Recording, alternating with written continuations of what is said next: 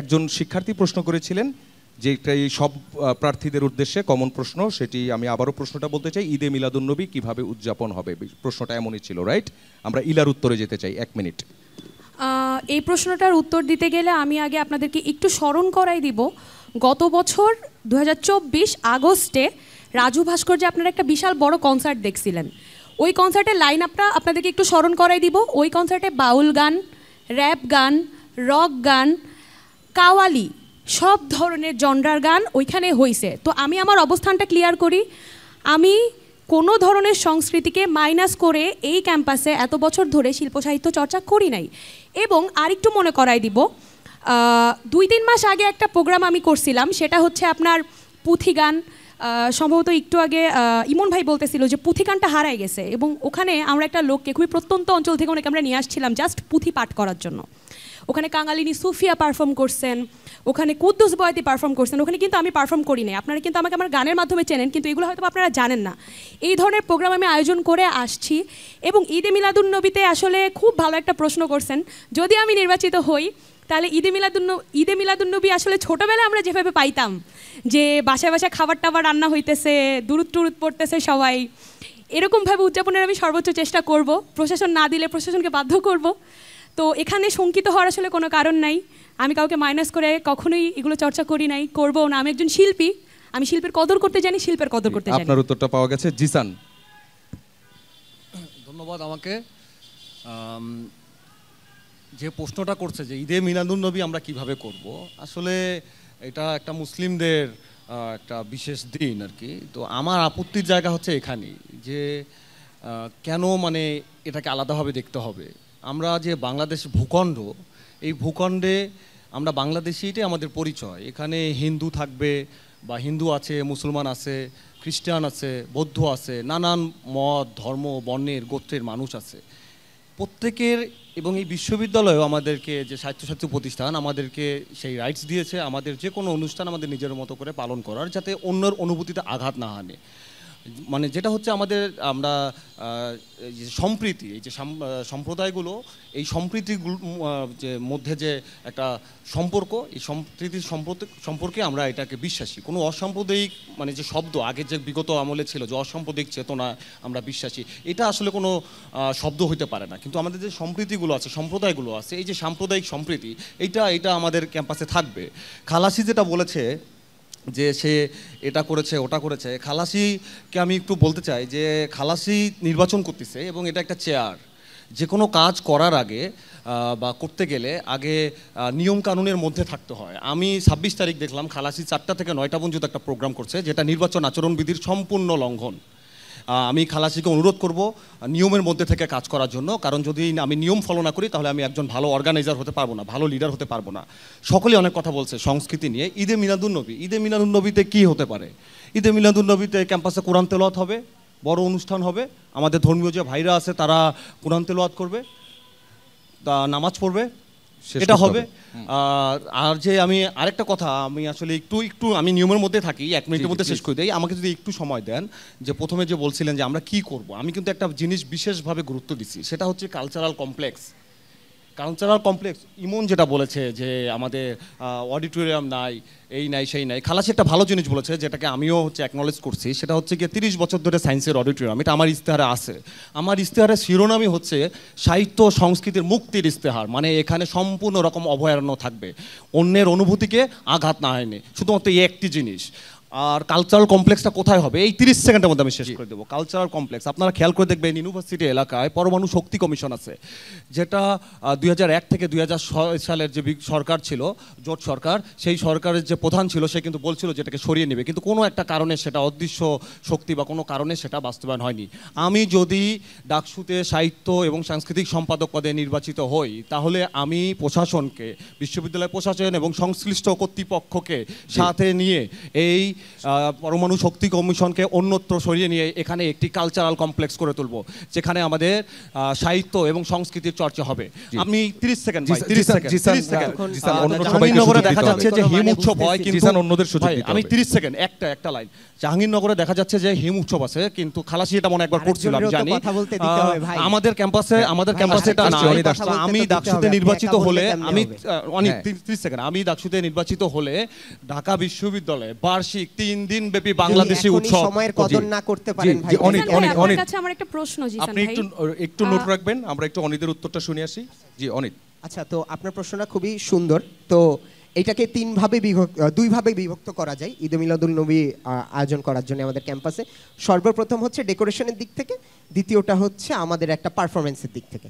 ডেকোরেশনের দিক থেকে সবচেয়ে সুন্দর যে জিনিসটা করা যায় সেটা হচ্ছে ইসলামিক ক্যালিগ্রাফি। আমরা যদি ধরেন টিএসসি কেন্দ্রিকই এই প্রোগ্রামটা আমি করব, আমি টিএসসির ওয়ালটা বা দেয়ালগুলো বা সাইডগুলো যেখানে আমাদের নর্মালি পোস্টারই থাকে, ওই জায়গাটা ইসলামিক ক্যালিগ্রাফি দিয়ে বিভিন্ন বোর্ড করে ফেললাম। এইটা দিয়ে আমরা ডেকোরেশন করতে পারি। তারপর দুইটা টাইপের কম্পিটিশন আমরা করতে পারি। একটা হচ্ছে কিরা কম্পিটিশন, মানে কোরআন তেলাওয়াত কম্পিটিশন। এইটা কেমনে করা যায়, যে আশরুফ বলতে বিভিন্ন ডায়ালেক্টে আমাদের কোরআনটাকে পাঠ করা বা আমাদের কোরআনটাকে তেলাওয়াত করার বিভিন্ন উপায়। কারণ যখন কোরআন নাজিল হয়েছিল তখন অনেক ডায়ালেক্টে নাজিল হয়েছিল। তো এইভাবে আমরা আমাদের এই যে Arabic department, Islamic studies department, তাদের স্টুডেন্টরা এটা আরও বেশি অভিজ্ঞ। তাদের কাছে আমরা যদি জিজ্ঞেস করি, তাদের মধ্যে বা আমাদের সকল ক্যাম্পাসের যারা অভিজ্ঞ আছে তাদের মধ্যে আশরুফ বা কোরআন তেলাওয়াত বিভিন্ন ডায়ালেক্টে কেমনে করা যায় এইটা নিয়ে আমরা একটা করতে পারি। আর সর্বপ্রথম খুব আকর্ষণীয় একটা জিনিস করতে পারি, সেটা হচ্ছে নাটে রাসূল। মানে আমরা আমাদের মহানবী সাল্লাল্লাহু আলাইহি সাল্লামের যে গুণ, আমাদের মহানবী সাল্লাল্লাহু আলাইহি সাল্লামের যে কাজ কারবার বা তাদের কর্ম, এই যে এত সুন্দর সুন্দর জিনিসকে একটা সেমিনার ওয়াইজ বা একটা মঞ্চে এটাকে খুব সুন্দর করে তুলে ধরা যায়। এর জন্য আমরা ইসলামিক স্কলার আনতে পারি, এর জন্য আমাদের অ্যারাবিক, তারপরে হচ্ছে ইসলামিক স্টাডিজের যে টিচাররা আছেন তারা এসে তার এই নাটে রাসূলটা করতে পারেন, কারণ তারা এতে অনেক বেশি অভিজ্ঞ আমাদের চেয়ে। তো আমি যদি এই প্রোগ্রামটা করতাম, আমি সবচেয়ে প্রথমে আনতাম হচ্ছে এক্সপার্টদের, আর আমি তাদেরকে এই প্ল্যানটা বা এই আউটলাইনটা দিয়ে বলতাম, আপনারা এখন সুন্দর করে আমাকে বলেন যে এই জিনিসটা কোন দিকে নিয়ে গেলে ভালো হবে। কারণ আমার কাজ স্টুডেন্টদের ইউনাইট করে দেয়া। আমি হয়তো এখানে এক্সপার্ট না হলেও আমি পথটা জানি, আমি খালি পথটা তাদেরকে দেখিয়ে দিয়ে, প্ল্যানটা দেখিয়ে দিয়ে তাদের কাছে জিজ্ঞেস করবো, ইজ দিস গুড? যদি ভালো হয় আমরা এমনি ঈদে মিলাদুল নবী, আমাদের যথাহেব একটা মুসলিম দেশ যেখানে 92% মুসলিম, সেইখানে অবশ্যই এই জিনিসটার গ্রহণযোগ্যতাটা করার জন্য সবার এক্সপার্টকে নিয়ে আমার বসতে হবে। তো আশা করি আমার উত্তরটি আপনাদের ভালো লেগেছে। আর আমি একটু বলতে চাই যে সময়ের মান্য যে করতে পারে না তার আসলে নির্বাচন করার কোনোই দরকার নেই। নিয়ম ভেঙে অলরেডি দুইটা প্রোগ্রাম করেছো। জিসান থামতে হবে। আমরা লাঞ্জু খানের উত্তরটাতে যেতে চাই। অনিক যেমন আমার জিসান প্লিজ থামতে হবে। আমরা লাঞ্জু খানের উত্তরটাতে যেতে চাই। লাঞ্জু খানের উত্তর ভাই, আমি তাও লাঞ্জু খানের উত্তরটাতে যেতে চাই। অনেক বলেন তো যে 2016-17 সেশন অনেক নিয়ম ভাঙা হচ্ছে, অনেক নিয়ম ভাঙা হচ্ছে, আমরা লাঞ্জু খানের উত্তরে যেতে চাই। আমি বিগত 10 বছরে যেটা করেছি জিসান থামতে হবে। আমরা লাঞ্জু খানের উত্তরটাতে যেতে চাই। যে কথা অনেক দিলা আপনাদের থামতে হবে। এটা আমার পূর্ব আপনাদের থামতে হবে প্লিজ। আপনারা থামুন, নিয়মটা বজায় রাখুন। অনেক নিয়মটা বজায় রাখুন প্লিজ। নিয়মটা বজায় রাখবেন জিসান, নিয়মটা বজায় রাখবেন। আপনাদের পয়েন্ট অফ অর্ডারে কথা বলার সুযোগ আছে, আপনারা নিয়মটা বজায় রাখুন। লাঞ্জু খান প্লিজ আপনার উত্তরে যান। লাঞ্জু খানের উত্তর আপনি শুরু করুন। লাঞ্জু খান আপনি শুরু করুন। আমি একটা ডিফেন্স দিতে চাই। জীবন আমার ক্যাম্পাসে ছিল না। জিসান থামতে হবে। পূর্ব পরিকল্পিত প্রোগ্রাম, এটা সুযোগ আছে, আমরা পয়েন্ট অফ অর্ডারে কথা বলবো। আমরা আগে উত্তরটা নিয়ে নিই। আমার এখন আগস্ট মাসে এটা এক্সিকিউট করা লাগছে। এখানে কোনো নির্বাচনী প্রচারণা হয়নি। আমি উত্তরটা দেওয়ার আগে একটু কথা বলে নিই। আমার যারা প্রতিদ্বন্দ্বিতা করছে আমার একই পদে, আপনারা তাদের অবস্থান দেখতে পাচ্ছেন। তারা যদি নির্বাচিত হয়, আসলে তারা কতটুকু ক্যাম্পাসে সহাবস্থান সাহিত্য এবং সাংস্কৃতিক অঙ্গনে রাখতে পারবে, আমার এটা নিয়ে প্রশ্ন রেখে যাচ্ছি। সেটা আমাদের কাজ দিয়েই বোঝা যায়। সেটা আমাদের কাজ দিয়েই বোঝা যায়। এটা বোঝা যাচ্ছে। আমি উত্তরে যাব। আমি আপনাদেরটা নিচ্ছি। আমি উত্তরটা দেই। আমি উত্তরটা দিতে বলতে চাই। সবাই কথা বললে কারো কথাই শুনতে পাওয়া যাবে না। আমি আমার উত্তরটা দিচ্ছি। প্রথমত কথা হচ্ছে আচ্ছা, সবাই একসাথে কথা বললে কেউই কিন্তু শুনতে পাবে, কারো কথা শোনা যাবে না। কেমন ডিবেটের একটা ভাই প্লিজ আপনারা সহাবস্থানটা বজায় রাখুন। সৌন্দর্য আছে ডিবেটের। যারা সাংস্কৃতিক অঙ্গনের মানুষ তারা তো সুন্দরের পক্ষে কথা বলে, অসুন্দরের বিরুদ্ধে কথা বলে। তো ডিবেটের যে সৌন্দর্যটা আছে আপনারা তো সেটা সৌন্দর্যটা লাঞ্জু খান আপনি উত্তরটাতে যান, আপনি উত্তরে যান। আপনি আমারে লাঞ্জু ভাই প্রথম কথা হচ্ছে আপনি যে কোশ্চেনটা করেছেন আমি আমার প্রাথমিক যেই বক্তব্যটা রেখেছি সেখানে এটি আমি তুলে নিয়ে আসার চেষ্টা করেছিলাম। দেখেন, আফটার রেভলিউশন আমি মহসিন হলে জুলাইয়ের সুর নামে একটি অনুষ্ঠান করেছি। সেইখানে আমি রক গান, ফোক গান, পুঁথিপাঠ, আধুনিক গান থেকে শুরু করে গণরুম, গেস্ট রুমের ভয়াবহতা তুলে ধরার জন্য আমি একই প্ল্যাটফর্মে নাটক রেখেছি, কবিতা আবৃত্তি রেখেছিলাম এবং জুলাইকে ডেডিকেট করে আমি র্যাপ ঘরানার গানও সেখানে ইনক্লুড করেছিলাম। এবং সর্বশেষ যেটা রেখেছিলাম আমি ওখানে কাওয়ালি রেখেছিলাম এবং যারা আমাদের ওইখানে ইসলামী মাইন্ডেড আছে, যারা হচ্ছে নাতে রাসুল করে, হামনাত করে, আমরা তাদেরকেও রেখেছিলাম। সো এই জায়গাটা অন্তত স্পষ্ট যে আমার মধ্যে কোনো বিভেদ নেই, আমি সবাইকে নিয়েই কাজ করতে চাই।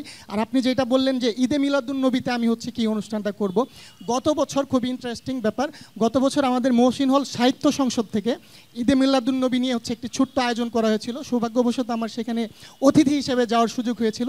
আমি নিজে সেখানে, আমি যেহেতু সঙ্গীত বিভাগে পড়ি, আমি নিজে সেখানে হচ্ছে গজল গাওয়ার চেষ্টা করেছিলাম। এবং আমি যেটা করব, সাহিত্য সাংস্কৃতিক সম্পাদকের কাজ কি, সে আসলে একা মানুষের পক্ষে তো আসলে সব আয়োজন করা সম্ভব হবে না, সব আইডিয়া আমার মাথায় থাকবে না। আমি যেটা করব, শিক্ষার্থীদের যে চাওয়া পাওয়া আছে, তাদের যে চিন্তা ভাবনা আছে, তারা যেই ঘরানার হচ্ছে কালচার পছন্দ করে, সবার মতামতকে গুরুত্ব দিয়ে সেটা নিশ্চিত করা, প্রশাসনকে এখানে বাধ্য করা। সেই আয়োজন যেন ওই গত বছরে আমাদের বটতলাতেই যেভাবে শোকজ দিয়েছিল, এটা যেন প্রশাসন পুনরাবৃত্তি না করতে পারে, এই জায়গায় আমি কাজ করব। লাঞ্জু খান ধন্যবাদ। ধন্যবাদ সবাই। ইমন, শিক্ষার্থীর প্রশ্নের উত্তর। আমি সবার থেকে আসলে প্ল্যান শুনলাম, কিন্তু আমি ওই স্টুডেন্টকে এই উত্তরটা দিব যে আমরা কি করব জানার আগে আপনারা আগে জানেন আমরা কি করেছি।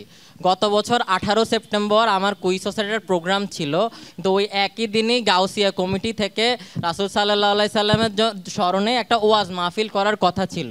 তারা যখন আমার সাথে যোগাযোগ করে তখন আমি আমার প্রোগ্রামটা এগিয়ে এনে তাদের আমি ওখানে প্রোগ্রাম করার যে ডেটটা সেটা তাদের সাথে হচ্ছে যে এক্সচেঞ্জ করি। এই যে সহাবস্থানের ব্যাপারটা আবার 2021 সালে যখন ক্যাম্পাসে কাওয়ালি নিয়ে খুবই খারাপ একটা ইনসিডেন্ট হয়, তখন আমি একটা নবীনবরণ প্রোগ্রামের সহ আয়োজক।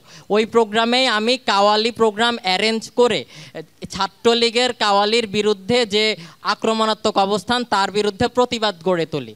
আপনাদের কাছে আমার অনুরোধ, আপনারা কাজ দেখেন, কাজ দেখে বলেন যে ইসলাম বলেন কিংবা অন্যান্য সংস্কৃতি বলেন, ওই সংস্কৃতির ক্ষেত্রে সেই প্রার্থীর সহাবস্থান আছে কিনা।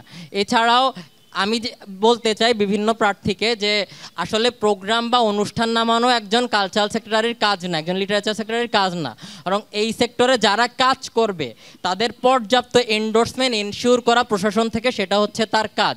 ক্যাম্পাসে গাউসিয়া কমিটি আছে, ক্যাম্পাসে বিশ্ব সুন্নিয়ত কমিটি আছে, ক্যাম্পাসে আরও অনেক ইসলামিক অর্গানাইজেশন আছে, কিন্তু ওই অর্গানাইজেশনগুলো ক্যাম্পাসের প্রশাসন থেকে বা বিভিন্ন জায়গা থেকে প্রপার হেল্প পায় না।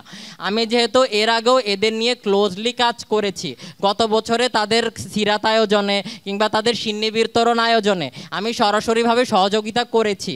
আমি যদি নির্বাচিত হই আমার কাজ করার পরিধি আরও বাড়বে, ওদের সবাইকে সাথে নিয়ে আমি যাতে কাজ করতে পারি সে নিয়ে আমি কাজ করব।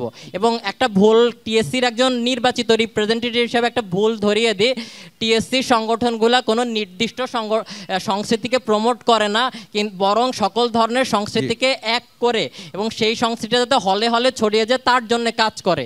গত 2 বছর ধরে আমি প্রত্যেকটা হলে যাতে অ্যাটলিস্ট 5 ধরনের এক্সট্রা কারিকুলার অ্যাক্টিভিটি বৃদ্ধি পায় তার জন্য আমি প্রত্যেক হলের প্রশাসনের সাথে আমি বসেছি। বাট মূল সমস্যা হচ্ছে ফান্ডিংয়ের, মূল সমস্যা হচ্ছে এইসব প্রোগ্রাম অ্যারেঞ্জ করার মতো যে ভেন্যু বা অন্যান্য লজিস্টিক সাপোর্টের, সেটা আমি যদি নির্বাচিত হই, আমরা যদি টিএসসিকে ডিসেন্ট্রালাইজ করতে চাই, আমরা ফ্যাকাল্টি ওয়াইজ কালচারকে গ্রো করা লাগবে, আমরা হল ওয়াইজ কালচারকে গ্রো করা লাগবে এবং আমরা টিএসসি ছাড়াও আরও কেন্দ্র তৈরি করা লাগবে যে কেন্দ্রগুলোতে আসলে কালচারকে প্রমোট করা হবে। তো ওই কাজগুলো আমি অলরেডি করেছি, হয়তোবা নির্বাচিত হলে আরও ভালোভাবে করতে পারবো। আরেকটা কথা যে 1 মিনিট 1 সেকেন্ড নিব, যে সহাবস্থানের যে ব্যাপারটা, একজন কালচার সেক্রেটারিকে আসলে সবাইকে নিয়ে কাজ করতে হবে। আপনারাই দেখেন যে সবার সাথে মিলেমিশেকে কাজ করতে পারে, আপনারা আপনার মতামত আপনারা তার পক্ষেই দিন। ইমনকে ধন্যবাদ।